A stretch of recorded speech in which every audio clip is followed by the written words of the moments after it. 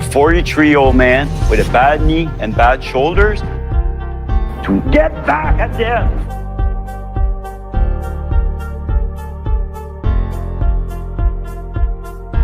Game move. Hello and good evening. It is Monday, April 11th, 2022. And just a few hours ago, episode 18 of Big Brother Canada 10 finished. But we're just getting started here on Super Mader Brothers Podcasting. I'm Dave Mader, joined with my brother Jeff Mader, and, well, co-host Jaemeel Robinson, who was here. He's having some issues with his camera right now, so we expect him to jump in back shortly. But we're kicking off week 7 in this house. Jeff, we missed you on Thursday. We saw Herman get voted out. He's the first member of the jury, and now we have a new HOH, Gino, and he puts up Moose and Summer here, right, tonight. Very different reactions, granted, from them going on the block. Those two players. Yes, yeah, and so like this was we didn't know when we went off the air on Thursday who the new HOH was going to be, because apparently they started a competition called Buzzkill that was, I don't know, had something with buzzers involved in it or something like that, but the buzzers weren't working, so they had to scrap the whole competition. And what we saw tonight in this episode was the actual what the HOH they did the next day, which was preceded by them taking away all their food. So, you know, because there was this whole thing where there's no food in the pantry, everybody's a have-not. And I don't know how that would have originally played in their mind, because the competition would have been Thursday night instead of like on Friday when it ended up happening, I think. So so there was this whole tie-in where, like, you can go get the have cards and like forfeit points in the competition.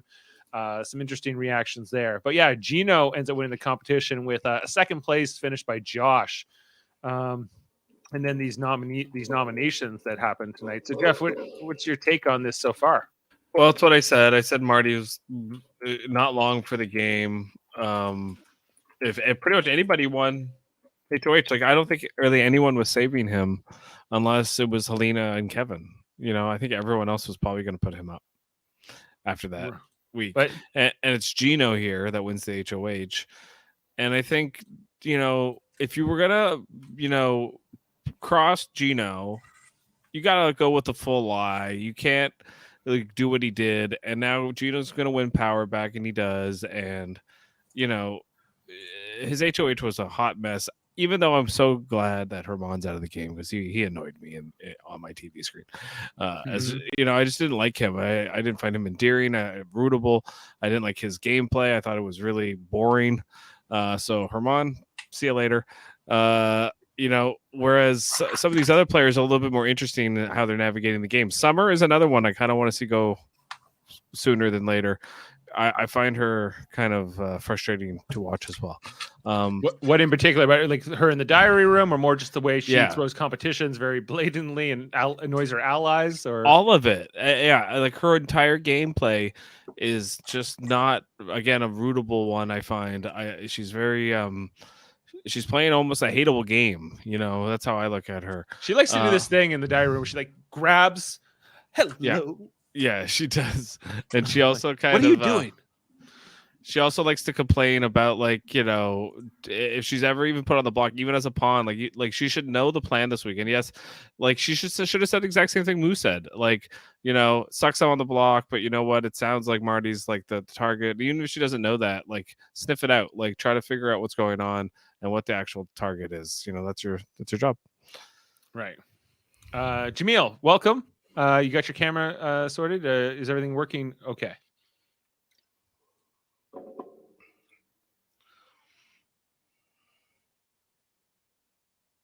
I can't hear you. Can't hear him. No. I can't unmute. I can't unmute them because they chose to mute themselves. Yes. There you go. I was fixing my mic. Okay. Are you fixed? As not like a dog. But my setup is somewhat a little bit more complete. Okay. There you go. Summer is a frustrating player. I don't know. I'm glad that I don't have her, because I feel better with Moose, who seems to have a little bit more agency in his game, than Summer, who seems like, you know what, I'm just gonna, work on social and just forget about everything else, even though I technically should be able to somewhat perform in these challenges. And it's not even like, oh no, I got second place and I'm frustrated like Josh. It's I got one question wrong. Oh, it's over. I'm never gonna be able to win. I'm Right. like, what? What are you talking about? Like, even to have a showing, like Betty, I think will win a competition before Summer does. Was okay. I'm pretty sure I saw this right tonight, where one of the competition questions for was like, who went first in the chain of safety, Betty or Summer? Was that like the question? And Summer got it wrong. Yes. I was like, how does that happen? Like, how do you get a question wrong about yourself? Summer's got a summer. Summer's got a summer here. Summer's gameplay. This was like kind of like the not a great summer in this episode, because she's going off. She's alienating her allies. She's playing this very social game, but yeah, she's getting questions wrong almost on purpose. It seems like getting the whole have thing, and then this whole thing with Betty tonight too, like where she's like, I decided to be loyal to you in the end, but like Summer, you played this terrible. Like, you voted to save Betty in the end, but you made it like almost like you were doing her this massive favor, and like, why would she trust you now? Like, or you got to imagine that's diminished. Lord. Well, instead of mutuals, like, hey, you are important in this game, so it was an easy decision for me. No, I was humming and hawing, and it just played out the way that I was able to prove my loyalty to you. It seemed like it was like, well, Herman was going anyway, so at least I'm able to salvage this relationship, is the translation of what she said. If I can do a little Summer action, that's what really happened. Yeah, that's what it's going on. It's kind of what Summer does. Yeah, I think that this shows like Summer, a lot of Summer's flaws in this game. Like, I know she has many. There have been times I've been impressed with Summer, and I definitely feel like her stock is dropping, especially after these last 2 weeks. Like, I'm less convinced that she's going to have a shot at this, because it's just like you're kind of self-sabotaging. I don't think she really understands what her gameplay, or what is her game plan long term. How does she think she's going to win this game? Just doing that thing in her final speech. We're saying voting for you. Summer's trying to play like the under the radar, go between, play the middle game, and she's gonna get burned because she's not savvy enough. She thinks she is, but she's not at all. So that's how I look at her game. Like, a lot of players end up in her spot where, you're like this, like not a threat, but you kind of have connections all throughout the house. And you kind of bob and weave down your way, your way closer to the finale. But at a certain point, she's going to get picked off because she's just not, I don't think, strong enough with, I think she was with Tanisha. She's gone, and now she's alone. She has nothing to offer. Nothing to offer. Yeah, she's not going to win much. She literally throws comps. So with her, it's just tough because she's just not really playing the game well socially, and because she can't really win or doesn't want to win or has vendettas against certain people. And it's better to try to I feel like Josh is playing a good game, Kevin, even a Helena. Yeah, like they're all kind of just chill with everybody, and that's important when things are volatile. Even Betty's playing a better game. Yeah. And what do you make of the HOH, Gino? Like, he wins power again. Okay, and what like Kevin was saying, is he the smartest man in the house? Like, he's been playing dumb all season. He's obviously good with memory. Like, it's clear to me that Gino has got a great memory. Both of his HOH wins were memory comps. So they should be very wary about letting him get to final three. There's two people who are really good at memory comps, and that is Gino and actually Marty. Marty knows his days and he knows his stuff. Like he, since he won HOH, he's been like pulling himself out of like social situations because he's just studying. Kevin has remarked that he believes that Marty, like we have to be worried about Marty and how good Marty is at memory comps. Well, Marty did say, I think was it Kevin was his favorite player, and that's what Kevin was all about, was like memorizing everything. So Kevin Martin. Kevin Martin. Yeah. Kevin Martin. Kevin Martin. Kevin This is Martin. my favorite player. Yeah, he says. Trust my You know, gut. I think that's why they're looking at the backdoor him. They don't want him to play a comp just in case. They just don't even want to go through it. Gino, see, this is the thing, guys. Though I think Gino's a really bad Big Brother player. I think what he really should be doing is bringing Marty in, using Marty as a shield. Like he really should use Marty. Especially when he has power. He doesn't have anybody other than Jace in the house. Everyone else is gonna be gunning for him at a certain point. I would think. Well, even we see Kevin and Helena are now kind of working with them, right? They're like, we're working with the showmans because we need the numbers and but yeah, I mentioned this last week about there's two different groups that were going with the showmans. So you had Betty and Josh, which secured a Final Four with them, and you had Kevin and Helena, who was trying to put something together, but at the same time, this showmance was very reluctant to really set things in stone. Right? But still, there was communication going back and forth. So who are Gino and Jacey-Lynne really loyal to? At this point of the show, Josh and Betty. But really themselves. Yes. Well, yeah. So like any duo is always going to put themselves at the top of their hierarchy. But then, who are they actually working with? Because, like Gino and Jacey-Lynne, they're really playing the middle more than anybody. I feel like they're kind of like this duo that's a huge target. But on the other hand, there's these two kind of sides, which I guess you got like Summer and Betty and Josh. And Summer and Betty are with. Summer and Betty are the thing. Okay, then what's the two sides then? Like it's okay. It's like so there's pairs. There's Gino and Jacey-Lynne. Yeah. There's Josh and Betty. There's Helena and Kevin. Josh and Betty are a pair? Yeah. Okay. Yeah, they've been on the show quite a bit together as a pair. Right? Well, they were nominees last week, so they had a lot of that bonding there, but and then you have the leftovers, which is Moose, Summer, and Marty. Marty's very close with Helena and Kevin. Right? Right. Summer thinks she's still good in with Betty, but Betty's kind of moved on. Mm-hmm. Moose is like, Moose is just hoping things will go lucky. Moose's whole game is just like that time he won, it wasn't even the HOH. It was like he won the bowling comp where it was about to go into the 1 and then it somehow fell into the 15 and he won it. Like that's how Moose plays this game. He's just kind of hoping the bounces go his way. And then he gloated. Yeah. like he just hit a 3-pointer. Yeah. Like it was ridiculous. And then the best thing of that scene is just seeing Jessica just look at him and just like with utter disgust, like, oh my gosh, this is dude. Yeah, it's bad enough. It's like not only did he not intend to do that, not only is he gloating, it's like now I'm going home because of it. Oh, that would be such a thing. Right. She almost stayed. Okay, and the duos. Okay, so then Marty's, yeah, and then who's Summer's pair? Summer thinks she has Betty, but no. Is Summer with Moose? No. Is Summer with No. Josh? Is Summer with Gino? No. No.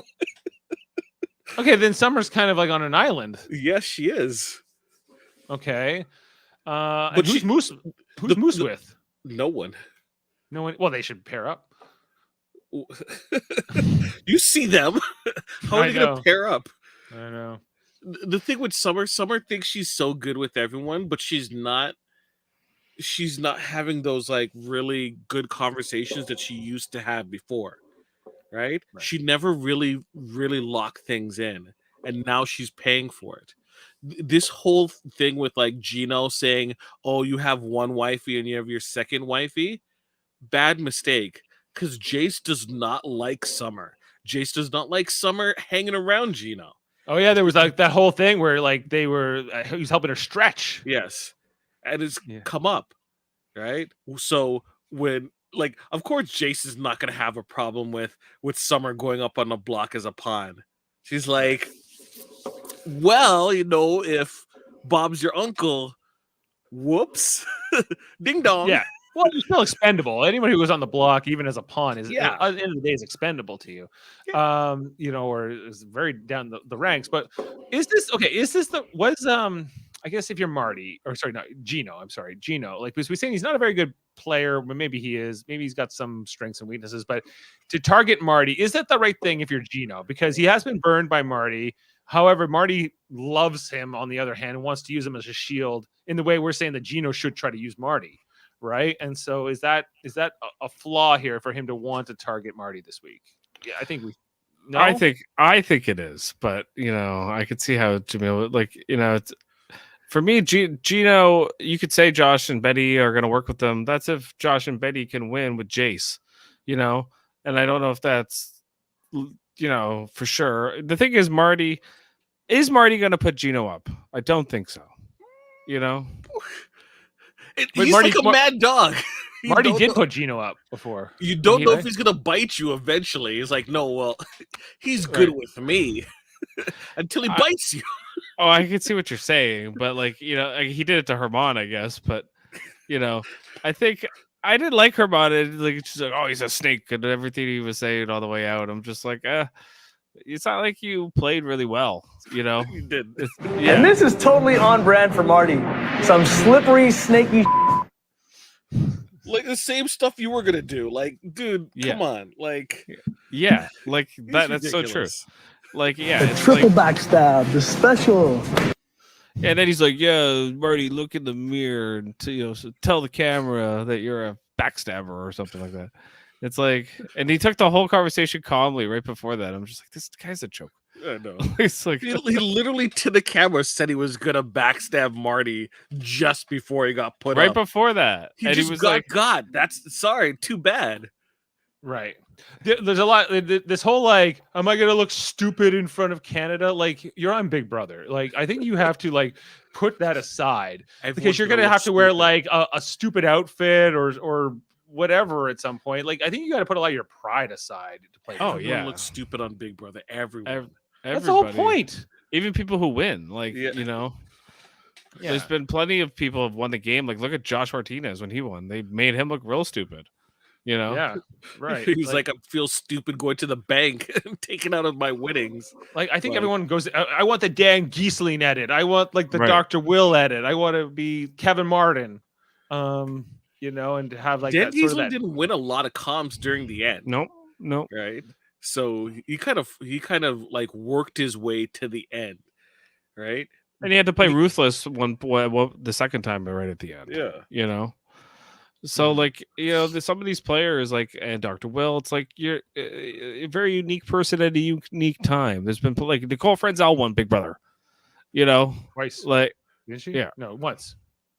Felt it twice. Once is more than enough. She won once. She won. Like, like this is the thing about Big Brother is that you're a TV character. You're not a Survivor is a little bit more like strategic in a game player's game, and it's less trying to more make it look humanized. silly. I think Survivor tries to present their castaways generally as like real people, especially in the most recent seasons where we're seeing like, oh, this is my backstory and this is where I come from and everything else, and this is why you should feel sympathetic towards me, or why I love my family more than anybody. Whereas Big Brother, it's like they might make you a hero, they might make you a complete dunce. I think you just have to kind of know that going in, or music. don't. Like, Yep. Well, sometimes they have a Shan on there who's just like, there's dodo music on Survivor sometimes. They did it with Daniel this season when he was like, out fishing and stuff, and with his dislocated shoulder. So if you're completely like oblivious to sort of the social dynamics, I think Survivor will do that to you. But generally, they want all their castaways to sort of have their moment of glory or in their 15 minutes of fame or whatever you want to call it. And in Big Brother, it's like, you're like a Johnny Mac, like just yell at the camera, Johnny Mac, and louder. No, I'm not going to do that. Or like, let's get these two guys in here like dressed as babies or tethered together or whatever the hell they're gonna do. You know, it's a parlor game, Big Brother. It's like there's a high degree of randomness. You know, and I It think also that, does seem like you're right. Like it's run by some sort of crazy circus roadie. You know, like it's just like, yeah, now you're gonna go slip and slide and get some barbecue sauce and put it in that bigger jug. You know, like so the competitions are so ridiculous. Some drunk guy made it up.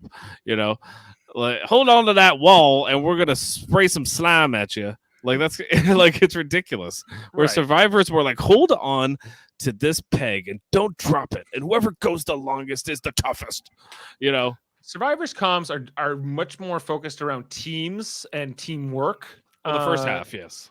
But even like when they get into the merge tribe, like they love to like, especially reward challenges, especially they love to divide you into like two groups, and then this group will get a reward and all these things, and you know, and then the individual challenges come after that. But in Big Brother, it's more individual, especially when the power's up for grabs, and it's.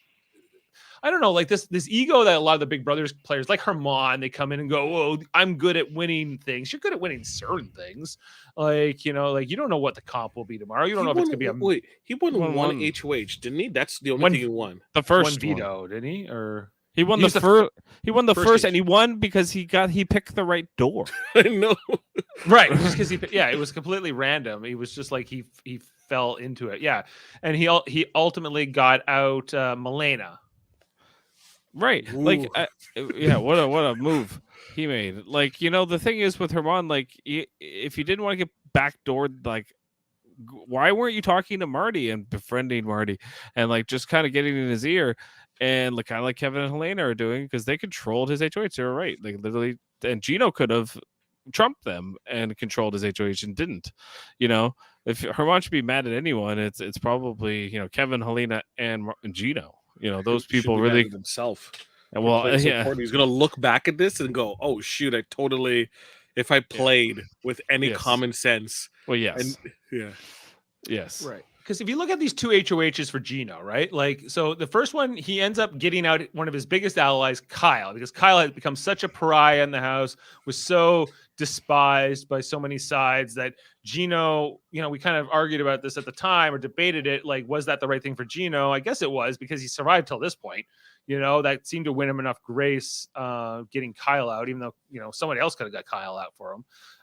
So ultimately, is he doing the same thing again here? He's going to get Marty out. That's his plan here. I'm going to get Marty out instead this week. You know, and another threat / ally, a frenemy that I could work with a little further into the game, or get who would be the next logical target if you're Gino, if it's not Marty. Moose probably. Moose, I guess, yeah, but.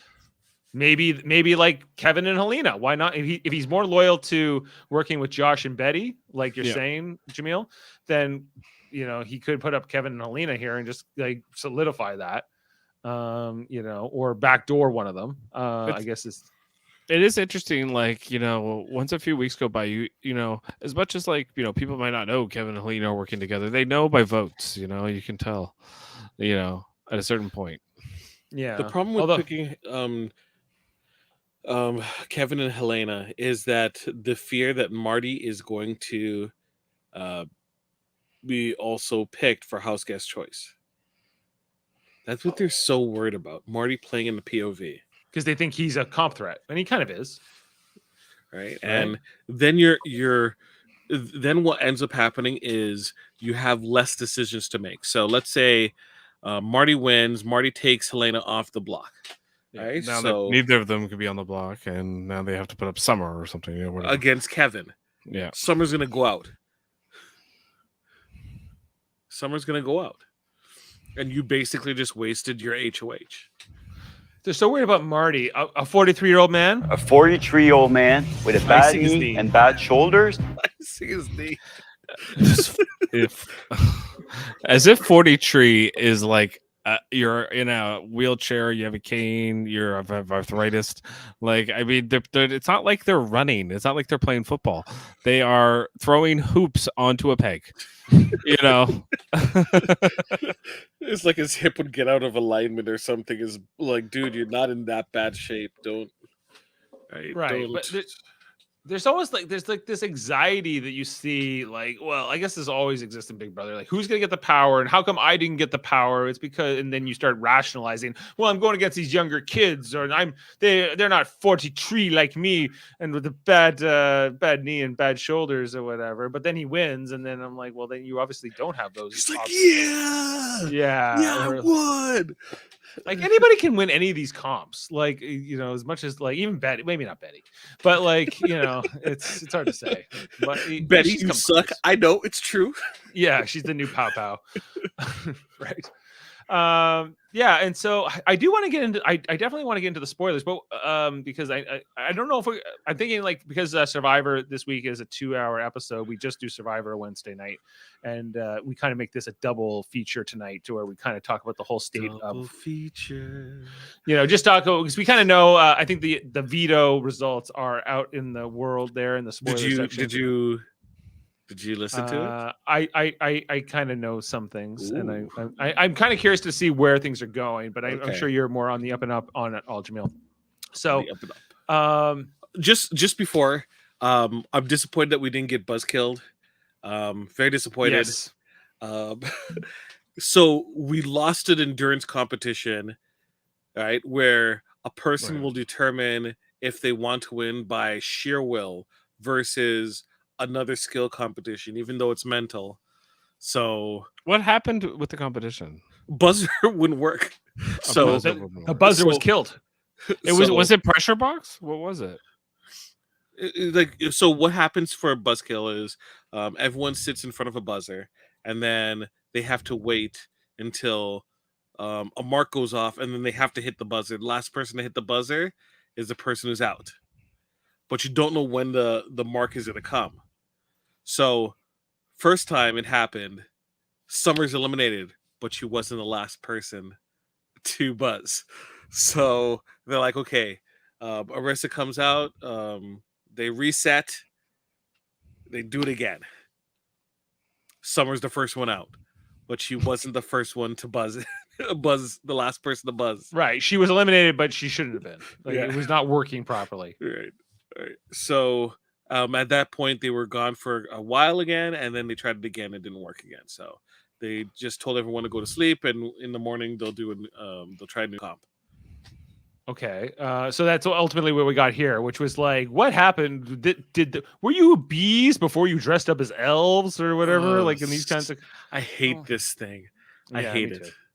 Who was saved before who, or who was like which nominee was nominated twice before they won the veto? And I'm just like, I don't like those are the weirdest. I just hate those things. Yeah, just do pressure cooker. Problem solved. Do a pressure cooker. Come on, listen to Jaemeel. Listen to Jaemeel here. Yeah, and so Gina wins it. I just want to talk about that. That's all. Who do you think would have won the buzzkill if it had been that? That's more about reflexes, right? Like more about quickness. It's not even just about reflexes. It's also like mental focus. There's temptations that they would be doing, right? So the slop thing that they would also do that. They would do that during buzzkilled as well, because the buzzer could go off when you're looking for the have buzzer, and you could be the last one. Oh, okay. So that was always part of the plan, because so they took their food away on Thursday, right? After the eviction. I think so, yeah. Because this reaction. No, it was Saturday morning. Was that Saturday morning where they came in, the pantry was empty? Yeah. But then that would have happened because they were doing the buzzkill on Thursday night, right? I know, but they woke up. I'm trying to understand what the original plan was. It was day 42. Herman was gone already. Herman was gone already.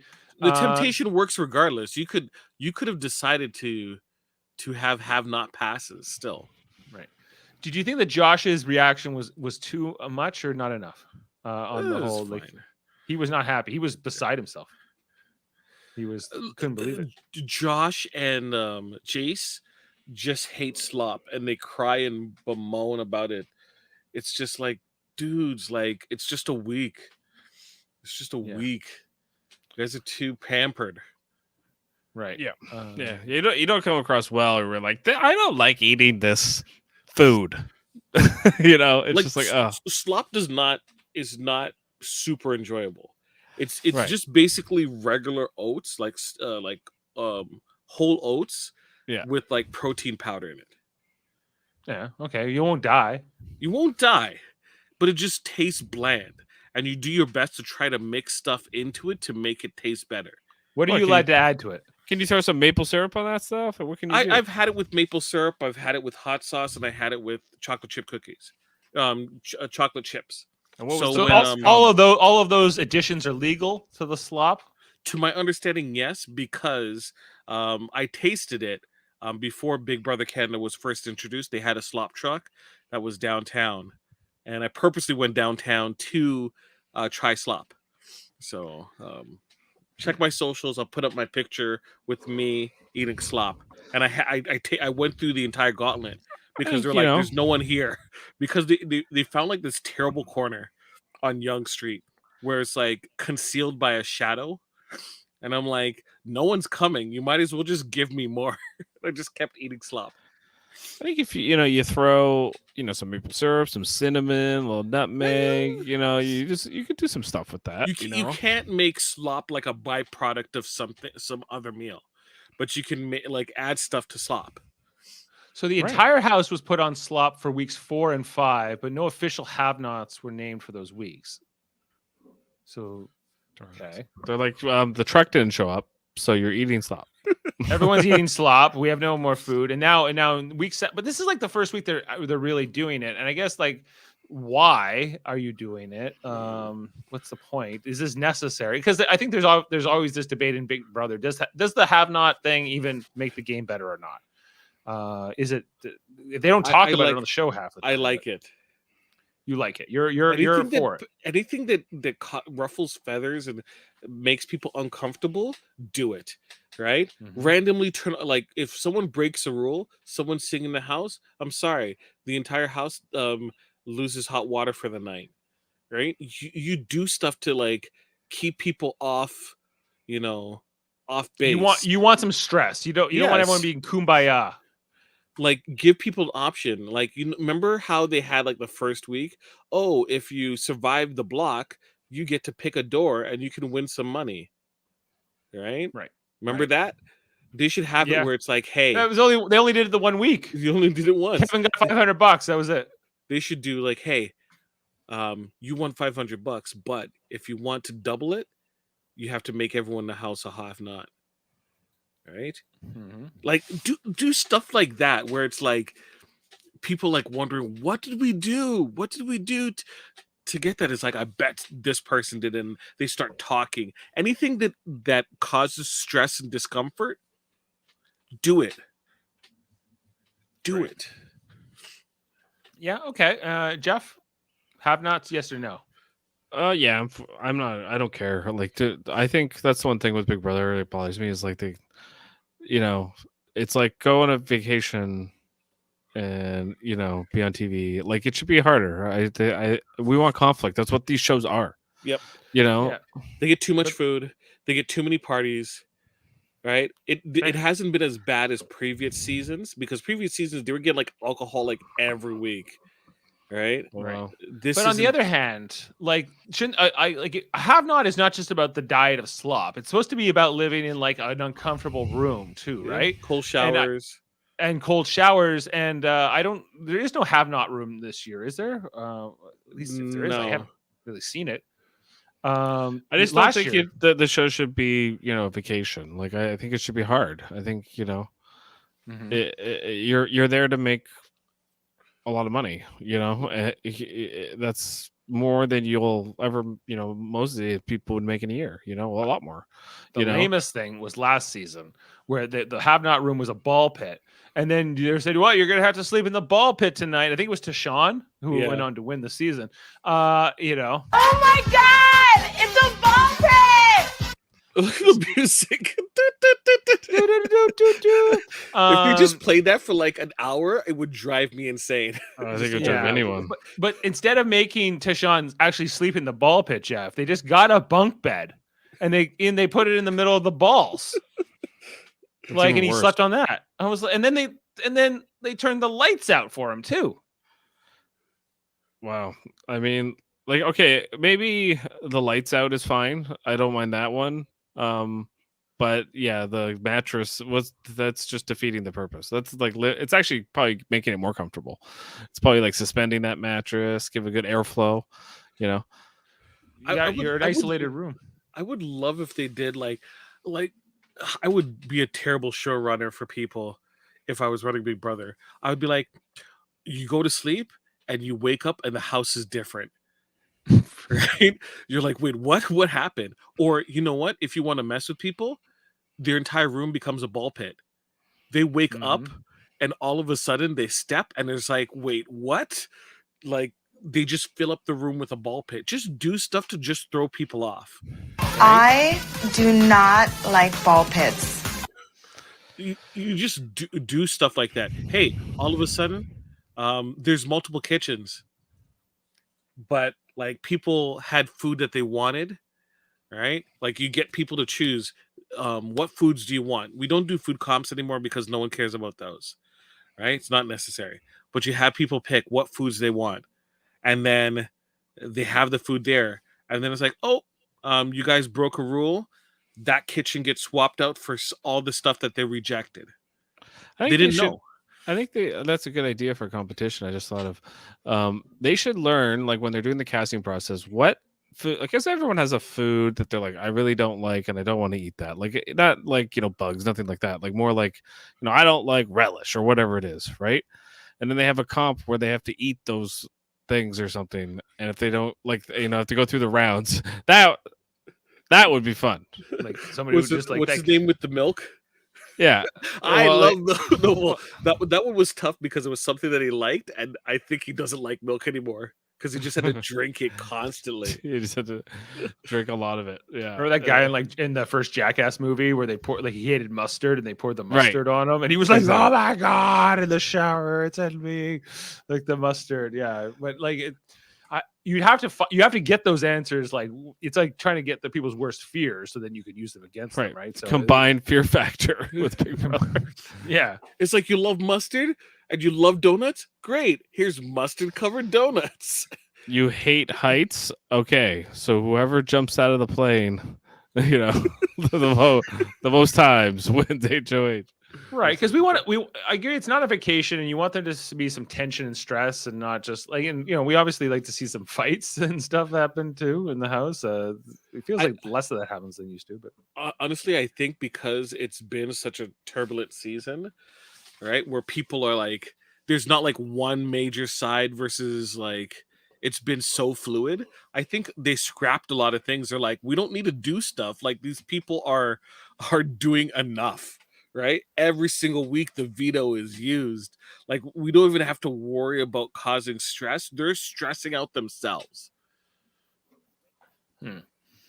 Yeah, that's true. Well, there's obviously a lot of paranoia going on here. Okay, and so Super Smash Seth as well. Super Smash Bros. Seth. Yeah. Well, you already mentioned paranoia, so sorry. Well, yeah, it was a different paranoia. Can we jump into the spoilers? Yeah, guys? let's get into spoilers. Let's get into spoilers. If you're leaving us now, well, we'll be back on Thursday probably, because I don't think we're going to do a coverage here. So we're going to like pre-cover the episode, the veto episode, and then if there's anything that interesting that comes up on the actual episode Wednesday, we'll touch upon it on Thursday. If there's something that we're just we're unaware of, but if you're leaving us now, make sure to subscribe and like and share and all those kinds of great things, and check out our other channels. But we'll plug everything here at the end. Let's get into it, guys, and talk about who won the veto.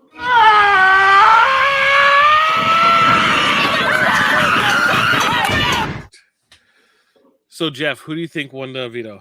Marty. No. It wouldn't be Marty. Come on, Marty did not even get to play. Well, then there were two people who didn't get a chance to play, and that was Kevin and Marty. Okay, so I mean, I can only hope for Helena, and I don't think she won it. Jacey-Lynne, I think, won it. No. Moose. Nope. I don't know. Then you're gonna have to tell me on this. It was Helena. Oh, perfect. Okay, so this comes up to this is a very interesting development. Helena wins this veto because it's not in Helena and Kevin's best interest for Marty to be evicted, right? Correct. Yet, so they would want to keep the nominations the same. Correct. Has the veto ceremony already happened, or is that still to come? No, it hasn't happened. It's probably happening tomorrow, but the way it looks, it's not going to happen. Why you ask? Why you ask? Well, Gino told Moose what his plans was. Told Summer what his plans were. But didn't tell Told Helena. Josh what his plans. Told Betty. Who did he not tell? Kevin did not tell Helena. Which means when they won, he has to go and ask, hey, what are you going to do with the veto? And they're like, not use it. Why? We're going to keep right, because they're not in on this plan. They're not in on this plan. Like if you make a plan and you have a conversation with them as a possibility of them, like even when Helena got picked, you should have went to Helena and go, what are you going to do with it? All right. And it's like, I don't know. It's like, if you win, do you think you're going to use the veto? If she says no, and you go, well, you know what? If you do get it, we could possibly put Marty up. See what her reaction is. Gauge it. Right. If she says no, then you're like, okay, well, we got to make plans or think about what might happen if she does win. You can start looking at the possibilities. They had this plan, told everyone in the house except 3 people, one of which is directly involved with the possibility of totally, throwing off this plan. And of course, that one person wins it. Of course, right. So again, Gino didn't cover his bases. So I think that we can definitely. He's a bad Big Brother player. He's really bad. Yeah. Overall, like he's good at competition, sure. And I think he keeps picking. I think the choice to work with Josh and Betty is the mistake over Kevin and Alina. Like if he's going, which in retrospect. It's like, it's a possibility. Josh is a strong competitor and he's probably going to win. Right, but Betty sucks. Since then, who has won? Kevin and Helena. And Helena lost 2 vetoes, right? And so, what can go wrong will go wrong for Gino. Yes. So with this development, who's licking their lips in excitement? Jacey-Lynne. So Jacey-Lynne is going to be like, great, we can get out Summer. Yes. Right? But is that the right thing for the house? Is getting Summer out before Moose? If you have that choice. Well, how many votes you need? 4 or 3? This time 4. You need 4 votes. Okay, so Kevin and Helena vote together, right? And then they have Marty as a vote. So that's 3 people. There's 6 people voting, right? Isn't it? There's Betty, Helena, Jacey-Lynne, Josh, Kevin, and Marty. Are the 6 votes. 6. So you can at least tie it. It could go Gino's tie. A tiebreaker. Right. And who does Gino want out? Probably Summer. Right. Like he's going to keep Moose around probably. It could be either or because Moose could win a comp, and who's he going to put up? But Moose isn't really hostile toward him. Not toward right Gino now, but he could decide to take a shot at him. I guess, does Gino want a competitor like Moose hanging around for another week? Because Gino won't compete in the next HOH. So is keeping a guy like Moose in the game more useful? Who are the big competition people? You have Moose, Marty, who you could eliminate. You have Marty, who you could possibly control, right? You have Josh. You have yourself. Yeah, Moose. Yeah. I would keep Moose around and if he make sure, hey, he did just put on the block, so he volunteered for Wendy's. That was the deal.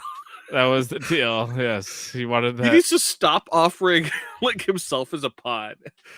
Can you not offer something else, like make an alliance or say we're gonna team up? Nah, man, I just want that Wendy's. Do you know what? In the history of Big Brother, I gotta give him credit. How many people have been told they're a pod and they actually get something at him?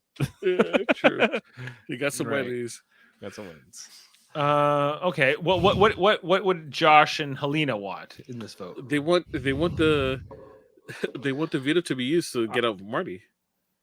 Josh and Helena. No, I mean, sorry, Helena and Kevin. I'm sorry. Josh and Betty would want that. Yeah. Josh and Betty would want that. So yeah, they want the veto used. Put up. But I see Josh and Betty probably wanting Moose out. When really, right? Like, I mean, I don't see why they would want to get rid of Summer over Moose anyway. For those two, yeah. I could see Jacey-Lynne wanting Summer. Betty's also kind of, it served you right that you thought you could never touch the block. Not only did you touch the block, but I also got you out of the. Well, see, the thing is, like, yeah, what was it last week where Summer was thinking about putting Betty up? Yeah, or no, wasn't going to voting vote not for to her. keep her. Voting not to keep her. Right. She's like, I'm not sure which way I'm going to vote yet, and Betty was like, it was an eye opener. She said tonight in the episode, it was very eye opening. I thought that like Summer was way more loyal to me, but now Betty's fully in on Josh, right? And so Josh will use her. Even if you're not fully loyal, like Summer, this is why Summer's bad. It's like you don't let Betty know you're not fully. You let her know you're loyal. Yeah, like. A little bit too much honesty going on in the house, it seems like, with their gameplay. A lot of Big Brother is lies. It just is. Kevin and Helena, though, like who would they consider a bigger threat to them? So from their initial perspective, before they were let in on the plan, they're like, Gino's up to something. He's trying to backdoor somebody. The two people that make sense to backdoor is Josh or Marty, neither of which we want to put up. Right, because they're kind of working with Josh as well. Yeah. And so I think like getting out Moose or Summer, either way, it's good for them because it's going to make them less like it's going to diminish that kind of. Josh has kind of been playing this middle. Like, yeah, I'm with Betty, but yeah, I'm kind of in with Gino and the show, like the showman. But I'm also kind of working with Kevin and Helena too. So he has lots of different options. Like, really, they should get him out as soon as possible. But Josh tells Kevin everything he does practically. Right. So when this deal went down, and after Helena won the POV, Josh went and spilled the beans about the situation to Kevin. So Kevin is aware that Summer knew, Moose knew, Jace knew. Josh knew and Betty knew, and only three people that didn't know was himself, Helena, and Marty. Right. So Gino and Betty and Josh were trying to put those three kind of on an island in the house. You know. And the thing is, like, yeah, you're right. Like, you can't come after the veto's play like one. You're like, hey, had a plan, didn't tell you. But if you could do me a solid and go through with my plan, that'd be great. That I didn't tell you about. Like it's not gonna fly. That's why you especially when the house is still this many people. It's like, what is it? Like 9 right now? 8 people? 8.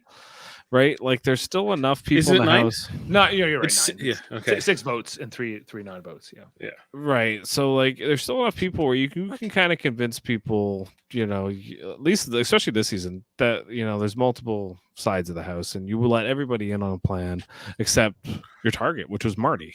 Really. And maybe like that target's number one ally, maybe. But he doesn't really have a number one ally anymore. Like he's kind of screwed them all over and he's kind of on his own now. Kind of, right? It seems like it, but like at the same time, Kevin's number one ally is Helena. So like, he's not as attached to Marty as Marty is to him. Right. So. Yeah. He like Marty for sure. But like, I think that, I think if you are Kevin and Helena this week, I think the Summer is the better move to get out as well, because Moose ain't gonna do shit in terms of rallying votes or people or anything. Like Summer has more, she's more dangerous in terms of like flipping a house, right, on a vote. We've seen it. That's one of her favorite things to do, right? Like is to sort of like rally whoever she wants to save in the eviction. We'll see how it does for her as a nominee this week, but I think that it could be dangerous if you let Moose continue in this game. What else has he won? He won one veto and he won that safety, and he won the safety chain. Okay, so 2 comps, and the safety chain was kind of a fluke, and the veto he won he had to save himself that week's. That was the Kyle HOH. Okay, like I'm not saying Moose is inept or anything, but like he hasn't really done much, in this game. He really kind of comes across as somebody that's just like meh. Like Summer, I think is more nefarious. I think Summer is somebody I would definitely be watching out for more. I wouldn't be worried about Moose being this mastermind. Remember, like that was what Kyle was so freaked out about, because like when Moose came up and he lied to somebody, right? I think maybe it was Betty. My major is sports medicine, not sports medicine, sports journalism. Oh my gosh, revelation! Oh God, really? You write about the Jays? Yeah, I got that. So stupid. Right, because he's like, guess what? Me and Moose already knew each other before this. Dun dun dun. Yeah, you were too dumb enough to even like really mention it on the show, and it just comes up. My degree's not in English. It is in sports media. Oh my God. Breaking news. Oh what a threat. We got to get him out. He's such a threat. We can't have this guy hanging around. He knows how many home runs Alex Rodriguez hit in 2003. He might wow us with his post match locker room speech about giving 110%. Follow the game plan, we're trying to do our best. What do you learn at a degree about what the sports media really constitute a degree? I bet. Like what? There's different elements about it. Sports media is, I love this tangent, is also how you broadcast that information, whether it be print, whether it be in audio, whether it be in video. So they'll have you look at all aspects of it. So you're putting together an audio presentation.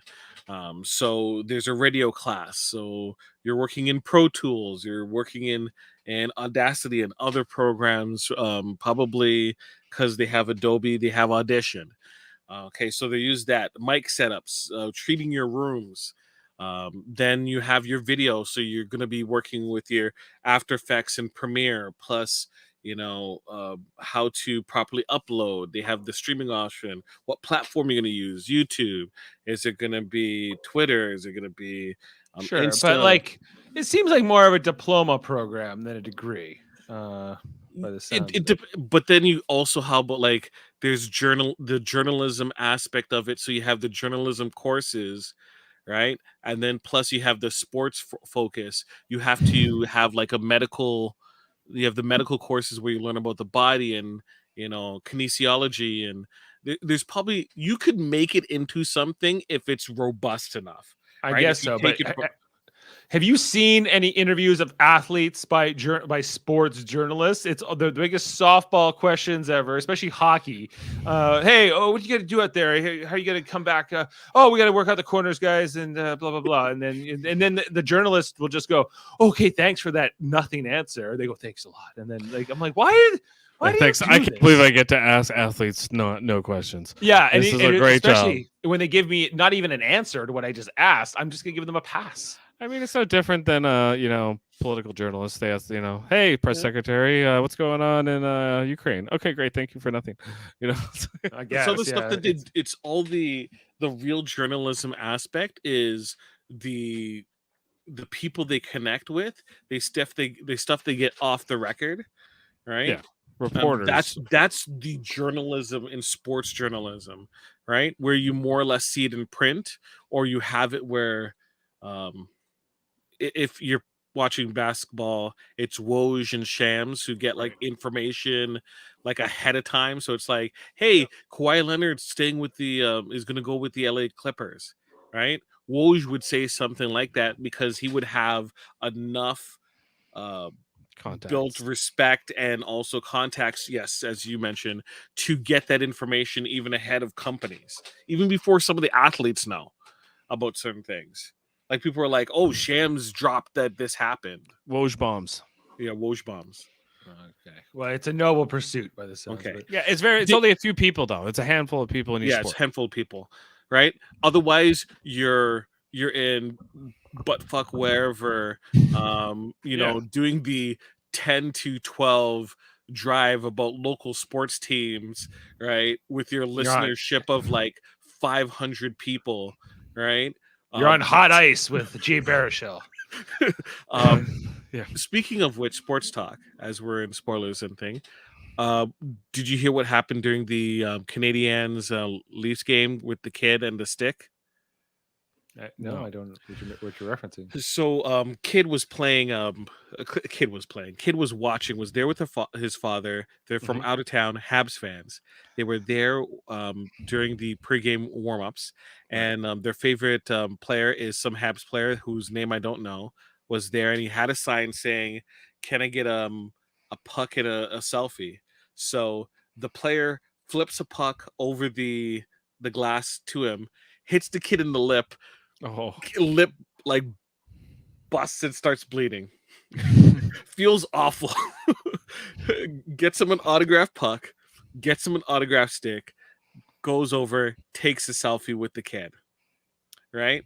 Seems good makeup.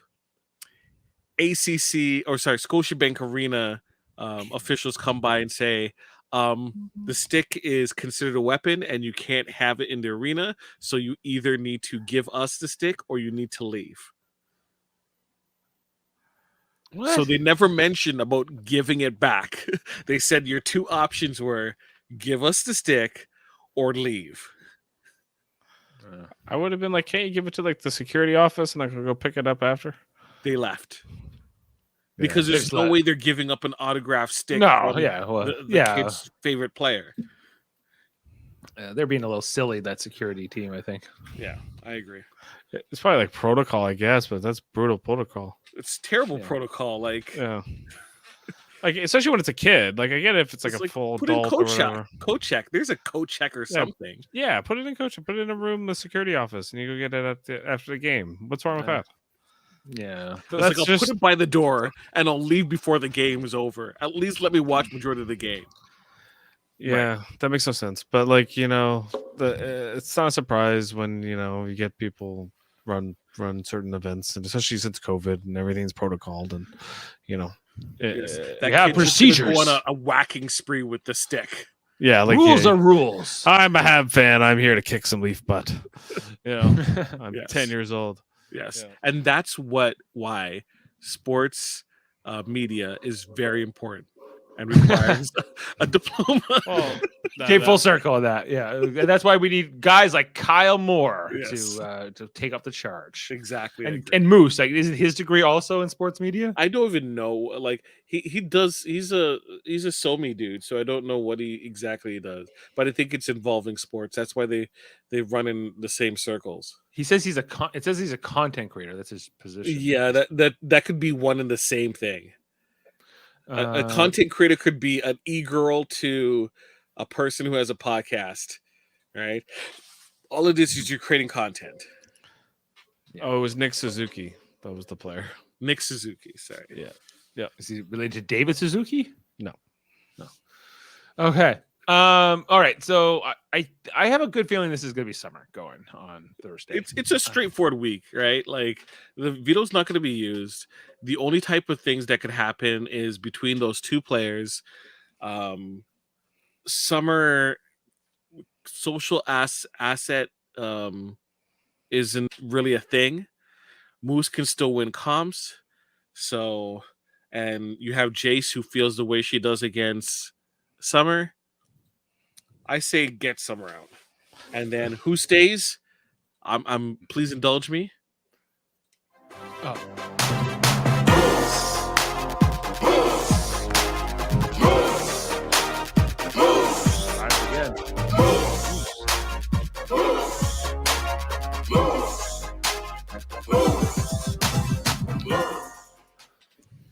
That's who I believe. I think you're right. I don't understand why they would keep Summer over Moose, even though it seems like maybe you don't want Marty winning. Right, and you need somebody to compete against him. It's not going to be Summer. So, and then Summer's more dangerous for the ability to flip a house. It makes every logical sense if you're going to pick between those two. Yeah. I think it's get rid of her. Yeah, I would agree. It depends unless you're Jacey-Lynne. Jacey-Lynne hates Summer though because she's going to steal her man. Well, that's what I mean. You get rid of JC. She's also playing that, like, girl who can't win any comps, or well, she actually can, but she's in a house full of like comp threats. Let's face it. And Only and two so- people haven't won a comp, or 3 people haven't won a comp yet, and that's Right. Josh, right? Betty, and Summer. Josh has come close so many times. Josh too. will win one, I think, if he sticks around. And then Betty and Summer are they're the pow pow. I think Betty's gonna win one before Summer. One's Pow, the other Pow. You suck at everything. I know. But what would happen, guys, if okay, let's say Summer gets evicted this week, and then let's say Gino gets evicted next, and then Summer and Gino are in that jury house together, and Jacey-Lynne's just left in the Big Brother house to She'll stew about it. She'll self-evict. I don't know if she would, but it just seems like something stupid that she would do. So, Like the paranoia, I think, if Gino and her were like sequestered separately, that's gotta mess with your mind. And then what would Jacey-Lynne be in this game without Gino? actually have to play, it'd be weird Actually for have to her. play? It'd be very weird for her. Who's gonna waste an HOH at this point on Jacey-Lynne? It'll Unless- probably be a double. I Yeah, wouldn't be surprised if it's a double. you take Jacey-Lynne out if you put Gino up on the block and then he wins veto. Yeah. Well, that's how you take her as a consolation eviction if you have to. Yeah. But after, let's say like Gino got evicted next, like she's got the priority to get her out would have to be like very low for a lot of people. I would have to think at that point, right? It's I an would think easy so. week though. Like she'd be your constant pawn, wouldn't she? Yeah, she's not likely to win power either, right? So it's Do you think? Okay, so guys, I have Jacey-Lynne and Marty in this draft. Do I have any chance of winning? With Marty, Like- maybe. what if it's Marty and Jacey-Lynne in the final two? think Gino's Marty voting would, for Jeff. Jacey-Lynne, but I think Marty wins. You think Marty can win? I just of the think two of my two players, I just don't see who's coming out with a W here. If Marty makes it to the end, he's probably not being dragged. He's probably won himself there. I think he has the respect to win. Yeah, I would agree with that. But the thing is, I think the only way that happens is if Gino gets got soon. Which is a possibility, definite possibility, especially next week. Right. To get back at them. If we have another double, like That's why he should have put Gino up last week when he was HOH. Like he should have just been doubled down and been like, well, I yeah, tried he to take should've him got out. Cold feet. Yeah, exactly. yeah. That was his mistake. Like he just should have put Gino up and just been like, you know what, I did try to take you out, and now I'm going to finish the job. That Let me would have ask been you a so much question. cooler. Does Marty now know that he was the backdoor plan? Not yet, but he probably will because everyone in the house knows except him. Because Summer and Moose are going to have to campaign if they're not taken off the block. What do you think they're going to talk about? And Helena and Kevin, they would know. Helena, so Josh told Kevin, and Kevin was like, wait, you want to use it? And Josh was like, yeah. And I was like, you got to talk to Helena. Helena is the one who has the veto. And then they talk, but he doesn't reveal what happened. He's going to let Josh do it, but he confirmed with Helena that Helena does not want to use the veto. Right. So they haven't had that formal conversation yet. But she's probably going to say no because she's close with Marty too. Marty's someone who would protect her. It's not in Helena's best interest, and at least Helena has enough self-awareness, I think, to understand that. I don't think she's gonna I'm sure there's gonna be some attempts to maybe to get her to use it, but especially if it's Josh or Betty. But I don't think she's connected with her and at least try to sell her. Like you had days to sell this idea as a possibility. When you wait till the last minute after she wins, you're at the whim of whatever she decides and locks in her brain. right. No, I agree with that. Yeah. So they what can go wrong will, it's kind of Expect the unexpected. So this could be the first week where no veto. Yeah. What one? Yeah, no veto used. And I think that's going to break the game. I think like it's the opposite in this cast. Like whereas normally it's like it's not until the veto gets played where the house kind of like, oh, I see what's going on here. Whereas this season it's the opposite. It's everyone's playing the veto, and then this is the first time it won't be. It's like, oh, I see what's going on here. So You can't backdoor your targets. Right. Yeah, you can't be allowed to do that. Yeah, but in a lot of cases, it's been like one of the nominees pulling themselves down. In many cases, especially in the early ones, until the Kevin one, right? And until he took down Josh. Do you know what's funny is had Marty won this veto, he probably would have been convinced by Gino to actually play it. And then he could have put up like Kevin or Helena. But even with this, he has no choice but to eat his noms, which is kind of hilarious. Yeah, like it's just there you go, Gino. Can Gino win this game? Yeah, for sure. He's the front runner, I would say. Actually, I mean, Gino like, definitely. just I don't think he should win, but I definitely think he's the until he gets beat, I don't think he's at the top of the pyramid right now. Yeah, Gino, Kevin, Josh, even Helena. Yeah, those could win, I think. Well, it's gonna be interesting. It's gonna be an interesting end game here, I think, with these contestants. So, thanks for being with us tonight. Make sure to check us out on Thursday. We'll be back to talk about the next eviction, as well as check out our coverage on Wednesday of Survivor season 42. The episode there's a doubleheader, 2-hour episode coming up. Featuring the merge, and if you want to see all that, check us out over there on Wednesday night here on Super Mario Brothers Podcasting. You can also check out our other channels, including Live Long and Podcast.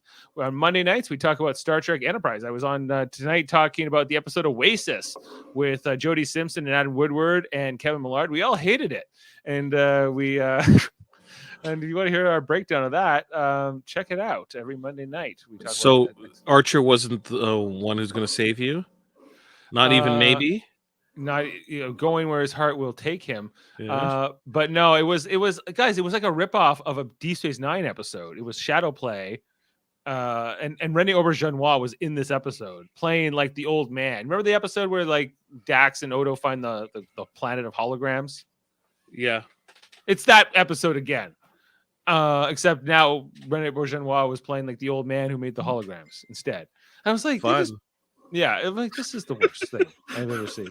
So no, it was all low points all along. But there's ups and downs. Like last week, we loved the episode of Star Trek Enterprise. It was Acquisition. It had the Ferengi in it, and we really enjoyed that. So and we're going through episode by episode as we are on Tuesday nights, at least for 2 more weeks until ball hockey starts.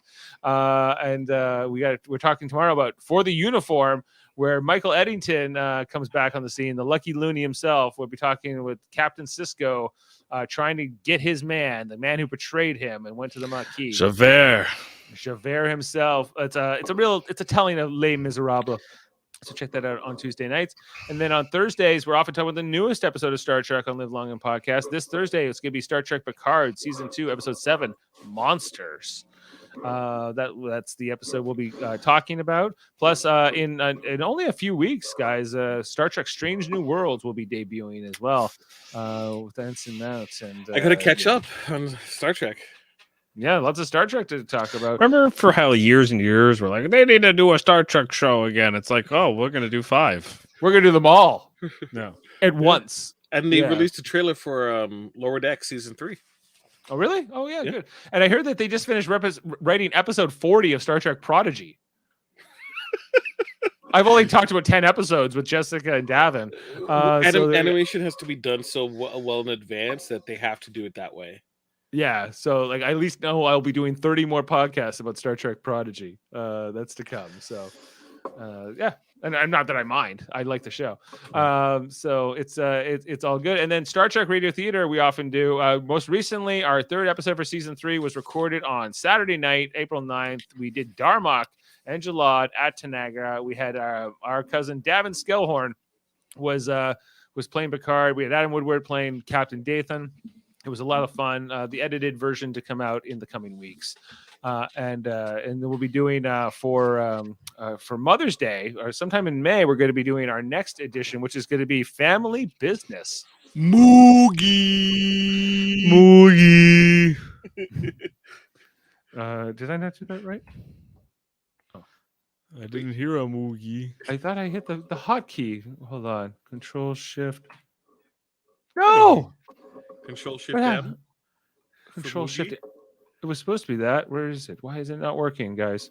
I don't hear a moogie. Brother.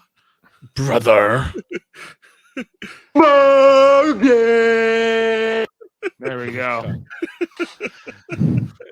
Really? Remember that, brother.